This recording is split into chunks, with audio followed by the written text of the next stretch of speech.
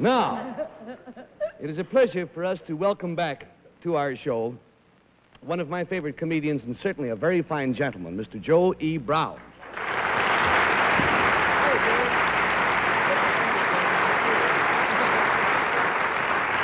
I think this wins you our longevity crown. This is your third time around on our show, isn't it, Yes, Joe? but stick to 2 syllables, will you? That longevity killed me. That just means you never mind. Yes, I guess. Say, panel, will you put your blindfolds on, please? Because there's skullduggery afoot. Put them on right now. And as soon as they get them on, Henry, don't look up. All right, as soon as we get them on, then we will go to work on our secret. Mr. Brown, will you whisper your secret to me, please?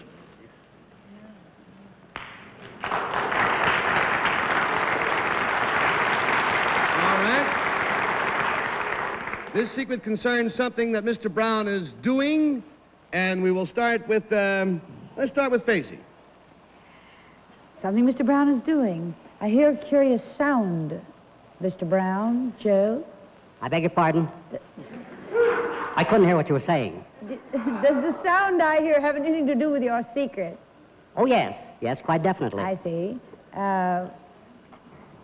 It sounds like a cool breeze blowing across the Stygian tide. Would that, Stygian, Ohio, is it? Is it a physical thing you're doing, Joe? Yeah. I would say that what he's doing is very physical, yes. Although it must bother him mentally to some degree. I'm afraid I'm going to have to pass. I think I know what this is. You think you know what it is and you're going to pass? All right, there's $20 down and $60 to go, and we go on to Bill Cullen. Well, I think that's pretty decent of you, too.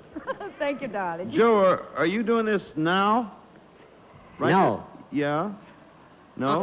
Not right now, no. But as a continuing action while the panel is questioning, he is, yes, doing it. Are you playing with your voice for some particular reason? No, I'm not.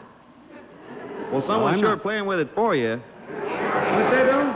I say someone's sure playing with it for him, because that doesn't sound like Joe at all, and at one time it didn't sound like you, Gare. You answer Well, for both me, Mr. Brown and I are speaking as naturally as we possibly can. We are making no effort to disguise our voices You know what you whatsoever. sound like? You know what you sound like, Gare? Watch your language. You sound like a 33 MC on 78. Well, I thanks can't- a mill. I can't figure out. Are you doing something? You're naturally doing something to your nose, Joe. No, not to my nose. Sound like Woody Woodpecker. All right, there's $40 down and $40 to go, and we go to Jayne Meadows, please. That's The pretty only- good going, I'll say, too. Oh, you little doll. You know, the last time I heard voices sound like that was when the wizard, or whatever his name was, on Steve's show gave some gas to be inhaled that changed the voices. Is that what's going on now?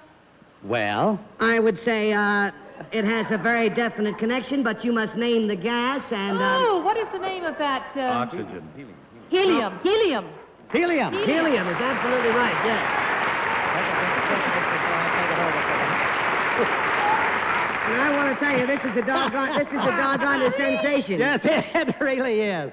Yeah, I'll have to tell you, they asked me to do this, and I wasn't certain about it, but I told Gare that, I said, I'll see you inhale first.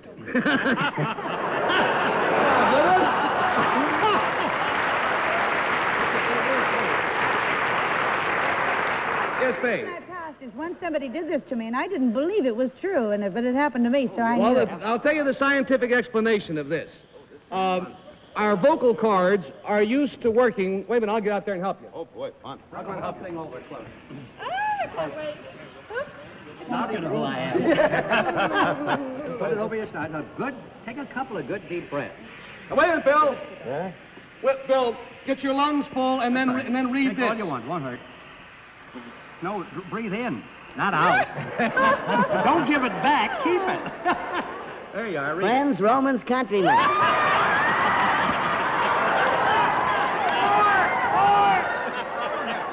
Lend me your ear. I came to bury Caesar, not to praise him. The evil that men do lives after them. The good is often interred with their bones. So let it be with Caesar and Tony Marvin. Now, while she's inhaling, I'll explain that your vocal cords are used to working in very heavy air, or normal air. She's ready. She's ready. Once upon a midnight time, I pondered, weak and weary, over over many a quaint and curious volume of curious laws. While I nodded, nearly napping, suddenly I heard a rapping. That sounds like me. It does not. Oh, that's Henry. Friends, well, There, Henry. Diddle diddle dumpling, my son. Went to bed with a stocking time. Whatever became of my stocking? Oh, this is ridiculous. Oh, isn't that dark? And the mouse, too. It's so foolish. Big deep breath. Big deep breath now. You ready? Are you ready? Are you ready? That's right. Go ahead. What night we all winter breaks? It is the east, and Juliet is the sun. Light, there's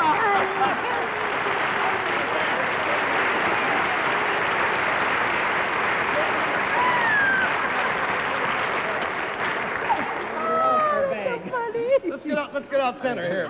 Wait a minute. Hey, heads up. I know that everybody is going to wonder what happens here, so I'm trying to get the explanation in a couple of times, and I'll explain it to you now. It's absolutely non-toxic. It cannot do you any harm. The idea is, I say, that we're all used to breathing, and our vocal cords are used to vibrating in normal air, which is very heavy. Helium is very light. So therefore, through many years of speaking, you speak with a certain amount of force. Then when you get your lungs and your head full of helium and you speak with the same force, your vocal cords are vibrating in much lighter air. As a result, I want to thank you, Joey Brown, very much for being with us tonight. It's been a great pleasure having you aboard. and I hope my voice... Wait till I get loaded.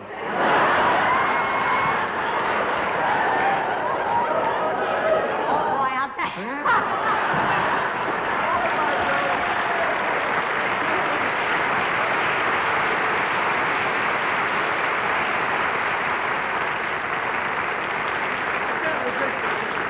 Oh, I wish I'd done a commercial with this.